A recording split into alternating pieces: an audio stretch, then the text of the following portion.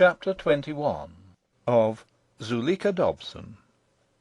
This recording is in the public domain. Reading by Termin Dayan. Zuleika Dobson by Max Beerbohm. Chapter 21. And Zuleika? She had done a wise thing, and was where it was best that she should be. Her face lay upturned on the water's surface, and round it were the masses of her dark hair, half floating, half submerged. Her eyes were closed, and her lips were parted. Not Ophelia in the brook could have seemed more at ease. Like a creature native and endued unto that element, tranquil Zuleika lay. Gently to and fro her tresses drifted on the water, or under the water went ever ravelling and unravelling. Nothing else of her stirred. What to her now the loves that she had inspired and played on, the lives lost for her? Little thought had she now of them. Aloof she lay. Steadily rising from the water was a thick vapour, that turned to dew on the window-pane. The air was heavy with scent of violets. These are the flowers of morning. But their scent, here and now, signified nothing, for eau de violette was the bath essence that Zuleika always had. The bathroom was not of the white gleaming kind to which she was accustomed. The walls were papered, not tiled, and the bath itself was of japanned tin, framed in mahogany. These things, on the evening of her arrival at the Warden's, had rather distressed her, but she was the better able to bear them, because of that well-remembered past, when a bathroom was itself a luxury pined for. Days when a not large and not full can of not hot water, slammed down at the bedroom door by a governess-resenting housemaid, were as much as the gods allowed her. And there was, to dulcify for her the bath of the evening, the yet sharper contrast with the plight she had just come home in, sopped, shivering, clung to by her clothes. Because this bath was not a mere luxury, but a necessary precaution, a sure means of salvation from chill, she did the more gratefully bask in it, till Melisande came back to her, laden with warm towels. A few minutes before 8 o'clock she was fully ready to go down to dinner, with even more than the usual glow of health, and hungry beyond her wont. Yet, as she went down, her heart somewhat misgave her. Indeed, by force of the wide experience she had had as a governess, she never did feel quite at her ease when she was staying in a private house. The fear of not giving satisfaction haunted her. She was always on her guard. The shadow of dismissal absurdly hovered. And to-night she could not tell herself, as she usually did, not to be so silly. If her grandfather knew already the motive by which those young men had been actuated, dinner with him might be a rather strained affair. He might tell her, in so many words, that he wished he had not invited her to Oxford. Through the open door of the drawing-room she saw him, standing majestic, draped in a voluminous black gown. Her instinct was to run away, but this she conquered. She went straight in, remembering not to smile. "Ah!" said the Warden, shaking a forefinger at her with old-world playfulness. "And what have you to say for yourself?" Relieved, she was also a trifle shocked. Was it possible that he, a responsible old man, could take things so lightly? "Oh, grandpapa!" she answered, hanging her head, "what can I say? It is too, too dreadful." "There, there, my dear, I was but jesting. If you have had an agreeable time, you are forgiven for playing truant. Where have you been all day?" She saw that she had misjudged him. "I have just come from the river," she said gravely. "Yes? And did the College make its fourth bump to night?" I don't know, grandpapa. There was so much happening. I will tell you all about it at dinner."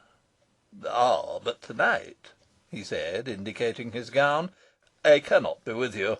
The bump supper, you know. I have to preside in hall." Zuleika had forgotten that there was to be a bump supper, and though she was not very sure what a bump supper was, she felt it would be a mockery to night. "But, grandpapa," she began. My dear, I cannot dissociate myself from the life of the college. And alas," he said, looking at the clock, "I must leave you now. As soon as you have finished dinner, you might, if you would care to, come and peep down at us from the gallery. There is apt to be some measure of noise and racket, but all of it good humoured, and boys will be boys pardonable. Will you come?" "Perhaps, grandpapa," she said awkwardly. Left alone, she hardly knew whether to laugh or cry. In a moment the butler came to her rescue, telling her that dinner was served. As the figure of the warden emerged from Salt Cellar into the front quadrangle, a hush fell upon the group of gowned fellows outside the hall. Most of them had only just been told the news, and, such is the force of routine in an university, were still sceptical of it. And in the face of these doubts, the 3 or 4 dons who had been down at the river were now half ready to believe that there must, after all, be some mistake, and that in this world of illusions they had to-night been specially tricked. To rebut this theory, there was the notable absence of undergraduates. Or was this an illusion too? Men of thought, agile on the plane of ideas, devils of fellows among books, they groped feebly in this matter of actual life and death. The sight of their warden heartened them. After all, he was the responsible person. He was father of the flock that had strayed, and grandfather of the beautiful Miss Zuleika. Like her, they remembered not to smile in greeting him. "Good evening, gentlemen," he said. "The storm seems to have passed." There was a murmur of "Yes, warden." "And how did our boat acquit itself?" There was a shuffling pause. Every one looked at the sub-warden. It was manifestly for him to break the news, or to report the hallucination.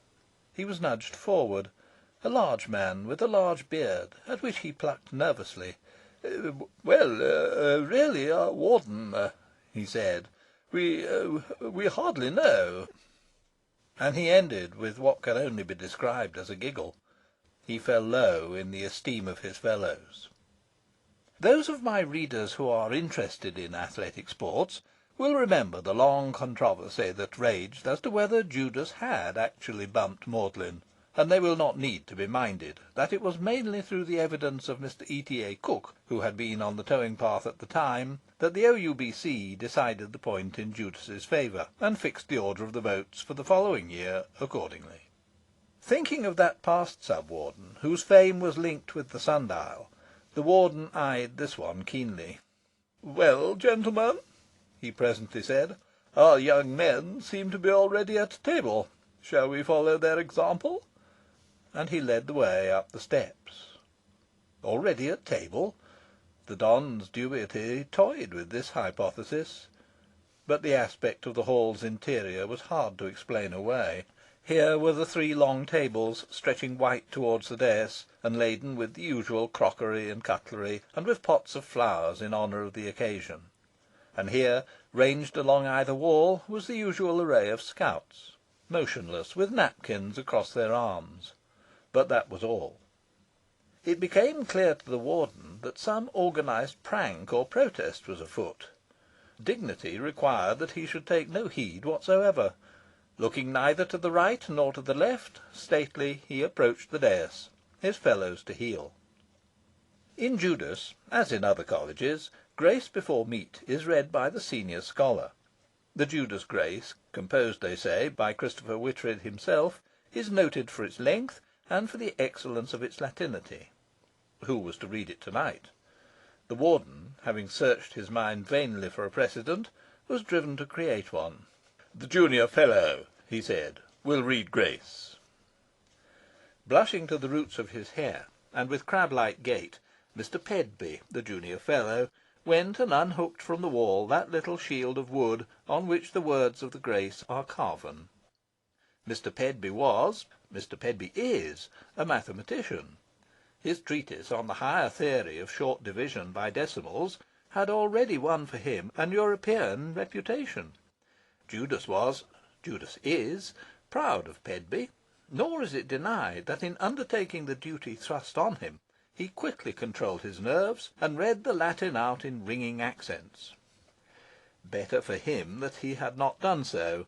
The false quantities he made were so excruciating, and so many, that while the very scouts exchanged glances, the dons at the high table lost all command of their features, and made horrible noises in the effort to contain themselves. The very warden dared not look from his plate. In every breast around the high table, behind every shirt front or black silk waistcoat, glowed the recognition of a new birth. Suddenly, unheralded, a thing of the highest destiny had fallen into their academic midst. The stock of common room talk had to-night been reinforced and enriched for all time. Summers and winters would come and go. Old faces would vanish, giving place to new. But the story of Pedby's grace would be told always. Here was a tradition that generations of dons yet unborn would cherish and chuckle over. Something akin to awe mingled itself with the subsiding merriment, and the dons, having finished their soup, sipped in silence the dry brown sherry. Those who sat opposite to the warden, with their backs to the void, were oblivious of the matter that had so recently teased them. They were conscious only of an agreeable hush, in which they peered down the vistas of the future, watching the tradition of Pedby's grace as it rolled brighter and ever brighter down to eternity. The pop of a champagne cork startled them to remembrance that this was a bump supper, and a bump supper of a peculiar kind. The turbot that came after the soup, the champagne that succeeded the sherry, helped to quicken in these men of thought the power to grapple with a reality. The aforesaid 3 or 4 who had been down at the river recovered their lost belief in the evidence of their eyes and ears. In the rest was a spirit of receptivity, which, as the meal went on, mounted to conviction. The sub-warden made a second and more determined attempt to enlighten the warden, but the warden's eye met his with a suspicion so cruelly pointed that he again floundered and gave in. All adown those empty other tables gleamed the undisturbed cutlery, and the flowers in the pots innocently bloomed. All adown either wall, unneeded but undisbanded, the scouts remained.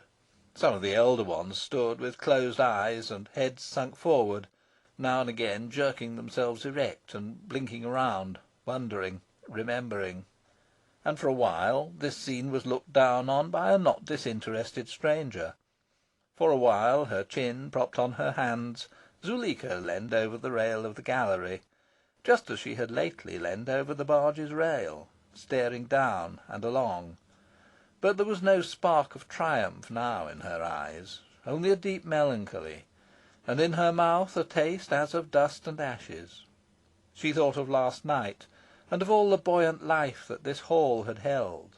Of the Duke, she thought, and of the whole vivid and eager throng of his fellows in love. Her will, their will, had been done. But there rose to her lips the old question that withers victory. To what end? Her eyes ranged along the tables, and an appalling sense of loneliness swept over her.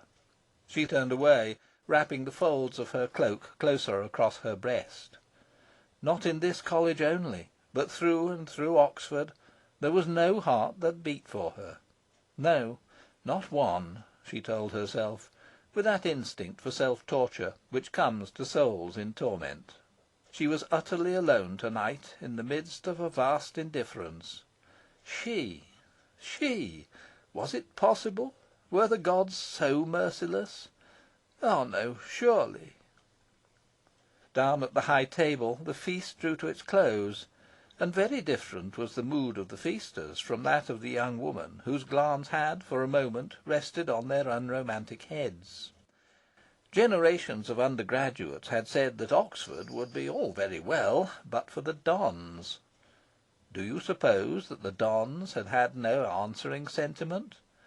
Youth is a very good thing to possess, no doubt, but it is a tiresome setting for maturity.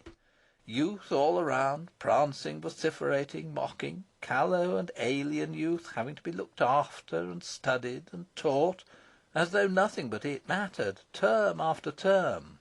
And now, all of a sudden, in mid-term, peace, ataraxy, a profound and leisured stillness.